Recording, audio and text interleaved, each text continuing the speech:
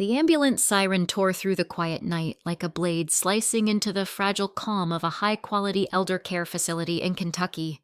It was past midnight.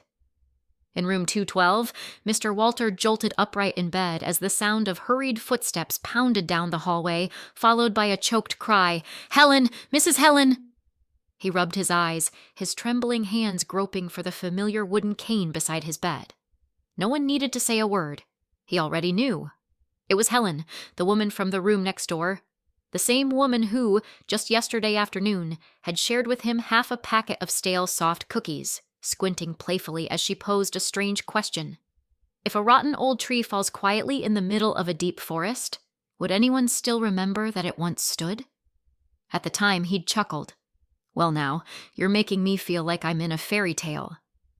"Then be sure to answer me before I go," she'd winked. "You never know. I might fall in the woods when you least expect it." By the time he shuffled out into the hallway, they had already taken her. A beige blanket covered most of her body. Only a wisp of silver hair slipped out from beneath her knit cap, fading under the cold fluorescent lights. "Where's the nurse? Where's Mia?" he murmured, staggering toward the administrative office. I have to see her. I'm afraid she won't wait until morning to hear my answer." Mia, the night shift nurse, was in the admin room. She looked up as he spoke, surprised, then hesitated. "Mr. Walter, I'm not sure if—" "Please," he interrupted, his voice rough like worn wood. Mia was silent for a moment. Then she put down her pen and stepped into the hallway. "I'll ask the supervisor. If you're not running a fever and your blood pressure's steady, I'll drive you to the hospital myself, but you have to stay calm. Do you promise me that?" Walter nodded, a small nod, but firm. 3 hours later, in the emergency department of a nearby hospital, on a row of seats cold and hard as stone, Mr. Walter sat hunched over, eyes fixed on the flickering digital board listing patient names. The air smelled of antiseptic. The sound of oxygen machines, intercom calls for doctors, all pulsed like the distorted beats of a heart no longer whole. Mia returned, gently placing a cup of warm tea into his hand. "You're not tired yet?" "I am," he admitted. "But if I close my eyes now, she might go while I'm dreaming of something else. I can't lose one more thing left unfinished." The words made Mia look up, studying him carefully. On his wrinkled, aged face, there was no stubbornness, only a rare kind of loyalty. Loyalty to a promise that, to others, might have seemed trivial. 2 more hours passed. When the doctor finally allowed him to visit, Walter had to lean on his cane, walking step by deliberate step, as if afraid time might slip through his fingers. Helen lay there, her frail hand hooked to an IV, her eyes barely opened, just a sliver of light between lashes that fluttered like a butterfly struggling to breathe. The oxygen tube curved across her cheek. Every breath was a fight. Walter dragged a wooden chair close and took her hand gently in his. "Do you remember your riddle?" he asked softly, voice trembling. "The old tree in the middle of the forest. I've been thinking about it all afternoon. You asked, if it fell and no one saw, would anyone remember it had ever stood? And then I realized something." He leaned in closer, his whisper warm against her ear. "No tree in the forest is ever forgotten, because in the memory of birds, it was once shelter, once home. To the squirrels, it was a bridge across the ravine, a place to bury seeds. Helen, you are that tree. Even when you are no longer here, you'll live on in me, and in so many others. Not because you were extraordinary, but because you were kind. You were the kind of person people stopped for, to share a cookie, a story, a sunlit afternoon. And people like that, they never truly disappear." Helen's hand gently tightened around his, just slightly. But enough. Enough to send a warmth into Walter's palm, something almost forgotten. And with it came confirmation, agreement, gratitude. Her eyelids fluttered. She didn't have the strength to smile anymore, but the expression in her face said it all. It was her answer. Her thank you, her goodbye. They sat like that for a long while. Neither spoke another word. The silence spread, but it wasn't empty. It held the soft exhale of a journey finally made whole. 18 hours later, on a cold morning at the nursing home, Mia found Mr. Walter in the common room. The soup bowl at the table was still untouched. The chair next to him, Helen's chair, was empty now. "Mr. Walter," she said softly, placing a hand on his shoulder. "They just called. Helen, she's gone." He closed his eyes. He didn't cry. He simply let out a breath, barely a whisper. "Was anyone with her?" he asked. Mia shook her head. "No family made it in time, but the doctor said she went very peacefully." "No one came?" He repeated it as if swallowing the bitterness of a question too late to matter. Then he looked out the window. Snow was still falling. A pale silver light drifted into the room, landing on the table where yesterday's half-shared cookie still lay. He whispered, "Then at least she got her answer." That evening, Mr. Walter returned to his room. On a small card placed on his nightstand, he wrote a few simple lines, telling the story of Helen's life as he knew it. And at the bottom, he ended with a single sentence. "In life, we are all once the old tree in the forest. But if we have ever been a place of shelter for someone, then we will always live on in their memory." After Helen's death, Walter became quieter. He still sat in the same seat, still ordered the same meals, still smiled gently at the nurses. But in his eyes, there was now a silence no one could quite reach. The empty chair beside him, where Helen had always sat, became a permanent void, as if anyone who tried to sit there would be intruding on something that had already turned to memory. It was a gray Saturday afternoon, a fine mist-like rain falling from the sky. Mr. Walter sat at the domino table, flipping tiles slowly, as if sifting through scattered fragments of memory. Another elderly man approached quietly. It was Harris, his roommate. Harris's eyes were clouded, dulled by a stroke he had suffered 2 years prior. His voice came slowly but clearly. "Walter, are you free? I have a letter I need help reading." Harris held out an old envelope, the paper yellowed with time, the handwriting soft and slanted, feminine. "It's from her," Harris said softly. "My wife sent it to me 6 months before she passed. I wasn't blind then, but now I just want to hear it one more time, like hearing her voice one last time." Walter nodded. He didn't ask any questions. He didn't need to. He understood some things never grow old, like love, like longing. He began to read. His voice was hoarse, trembling, but rhythmic. "My dearest, if this letter reaches you, I probably don't have much time left, but don't be sad. I want to leave this world like a leaf falling to earth, quietly and peacefully. I only wish for one thing. If one day your eyes can no longer see, then remember, your heart still can. It can see through what once was. Don't live forever in the darkness of this room, Harris. Open the door. There are people out there who need to be heard, and maybe, just maybe, they too are looking for someone to listen to them. I love you, and if I had the chance, I'd love you all over again." When Walter finished reading the last line, he paused, feeling a slight sting rise behind his nose. Harris sat silently for a moment. Then, without a word, he reached over and gently touched Walter's hand. Not a handshake. Something else, something wordless. A gesture of understanding. A quiet communion between two aging men who had seen enough loss to know surviving is not the same as living. Living is the ability to still feel. That afternoon changed Walter. That night, back in his room, he sat for a long time by the window. The rain had stopped. A pale moonlight fell across the patchy snow. He thought back on the years of his life, the moments he believed were old, but had never truly faded. He had once owned a small grocery store in the suburbs of Louisville. It was a modest shop, but warm and welcoming. Every morning, he would place a few sticks of gum and a jug of free water by the entrance for the neighborhood kids. Mary, his wife, made the best coffee in town. Their 4 children came one after another, and the house was always filled with laughter and the smell of fresh baked bread. But then Mary passed away, taken early by lung cancer. Just 3 months after her diagnosis, no time to prepare, no chance to say goodbye. Just one quiet autumn morning, he returned to the bedroom with a cup of hot tea, and she was gone. So gentle, no one even heard her leave. From that moment on, he bore the weight of being both father and mother, running the store, cooking meals, fixing every flat tire on every kid's bike, never once complaining. Until he turned 70, his hands began to shake, his vision blurred, and then He was scammed. A fake call from someone claiming to be from the bank. One wrong click, and all his savings, the money he had built over a lifetime, vanished in minutes. His children loved him.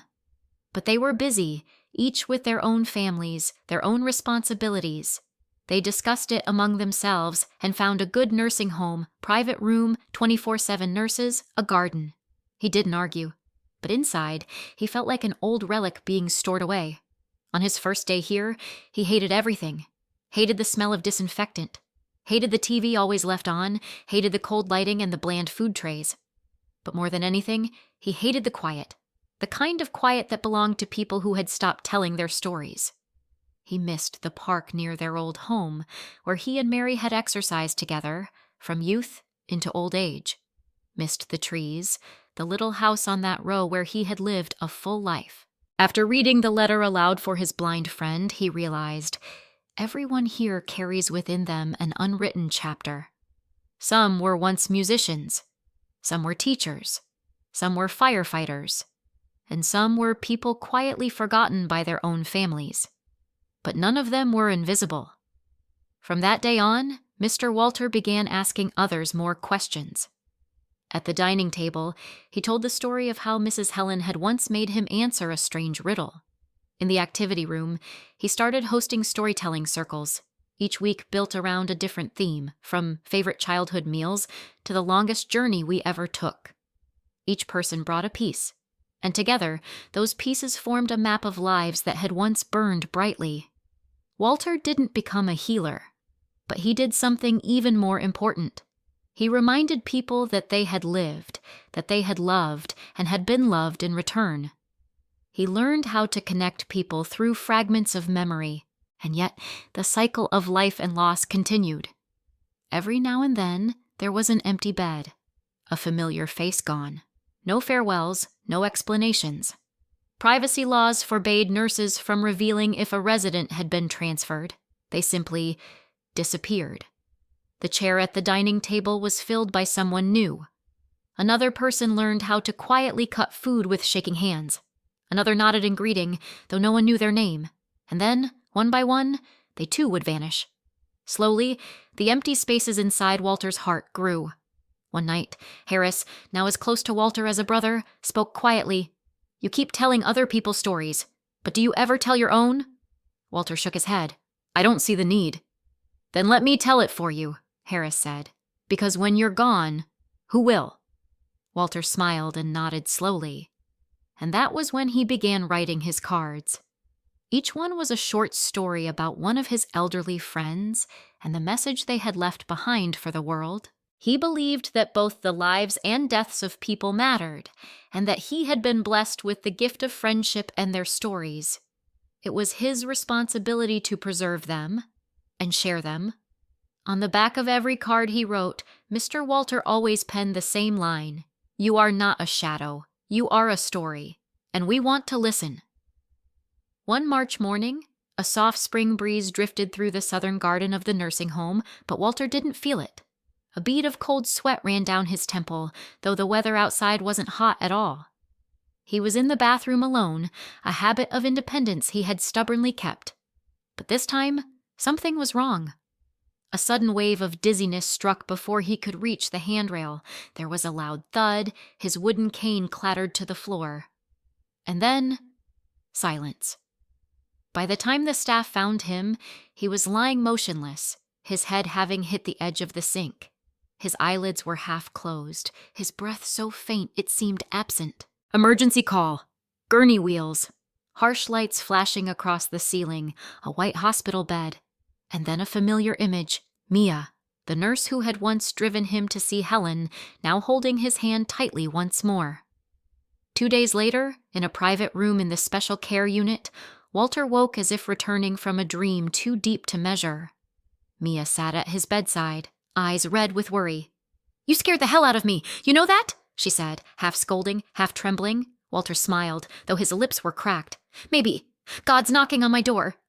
Mia gripped his hand tighter. "They did an MRI. It's a small brain tumor. Deep inoperable. You're too weak, and with the Parkinson's—" Walter nodded, a slow, deliberate nod. "Then I suppose I have just enough time left to finish telling the stories that need to be told." That sentence left Mia speechless. From that day on, Walter was moved to hospice care, end-of-life support. No more aggressive treatment. Just pain relief, quiet mornings, and the occasional scattered conversation. In the days following his awakening, Walter grew visibly weaker. Every attempt to stand required 2 people, but he remained determined. Each morning, Mia came to his room, helped him wash his face, change into a fresh gown, and chatted a little. At first, just gentle, routine questions. "Did you sleep well last night? Would you like a different soup today?" But then one day, as Mr. Walter was recounting his first outdoor movie date with Mary, his wife, in the summer of 1968, Mia suddenly burst out laughing. It was the first time she had truly laughed since he'd been admitted to the hospital. Walter looked at her in surprise, squinting. "What are you laughing at? I thought I was telling a touching story." "No," Mia said, her eyes still shimmering with tears. "I'm laughing because you described that old movie theater like it was some kind of cathedral, and strangely, I think you were right." A quiet moment passed. Then Mia sat down, resting her hand on the armrest of Walter's chair, and spoke in a whisper. "I used to have a daughter. Her name was Ellie. She was 7. One day, during a family trip, our car skidded off the road into a lake. By the time they found her, it was already too late." She paused, swallowing hard. "I couldn't save my own child. And yet, I work in a job where I'm supposed to save people. It felt like some kind of cruel joke. I almost quit. I wrote the resignation letter, but I never handed it in." Walter remained silent. His usual mischievous glint was gone from his eyes. Gently, he placed a hand over hers, as if afraid to touch a wound that had never fully healed. "So what made you stay?" he asked. Mia lowered her head, her voice barely a breath. "You." She looked up slowly, with unmistakable clarity. "It was you who kept me here." Walter looked stunned. "You tell stories every day. Stories that might seem small, about your wife and her famous coffee, about the son who once made you cry by hiding a failed test, or the old lady who mistook face wash for sunscreen. But in each of those stories, I found life again. A kind of life that is gentle, sincere, unassuming, but deeply real." "You don't know this," Mia said, her voice cracking at the final words. "But every time you laugh and say, 'Miss Mia, you're just as thoughtful as my Mary used to be,' it's like I'm holding my daughter's hand all over again." Walter gently squeezed her hand and whispered, "You know, I used to think that storytellers were the ones who brought light. But maybe the ones who choose to listen, they're the real light." Mia let out a tearful laugh. "Stop it, Mr. Walter. You're going to make me cry again." "Crying is a form of truly living," Walter replied. "As long as you don't stop believing you still have something to give, then you're already living for your daughter, too." That sentence, those simple, tender words, Mia would later write down and tape inside her medicine cabinet, where she could see it every time she felt like giving up. From then on, each day, Walter asked Mia to help him record little stories, tiny memories he had of the elderly friends who had lived alongside him over the past 3 years in the nursing home. There was one who liked to knit scarves early in the morning, another, a former welder, who secretly wrote poetry.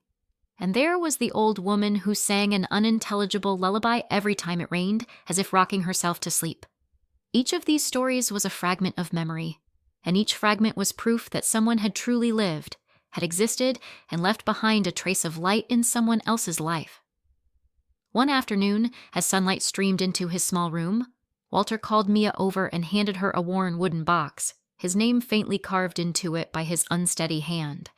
He said, "Inside are over 30 cards I'd like, for each new resident who arrives here and feels alone, to pick one up.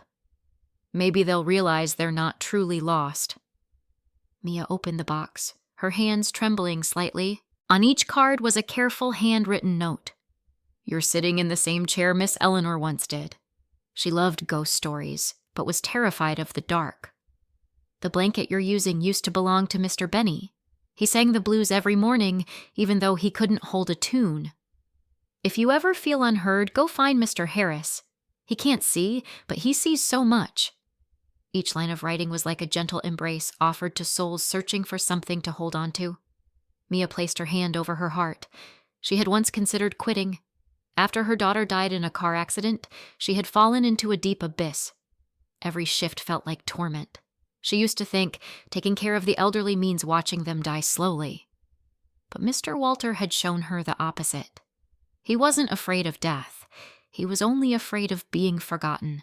And that very fear was what made him live each day as if it were his last.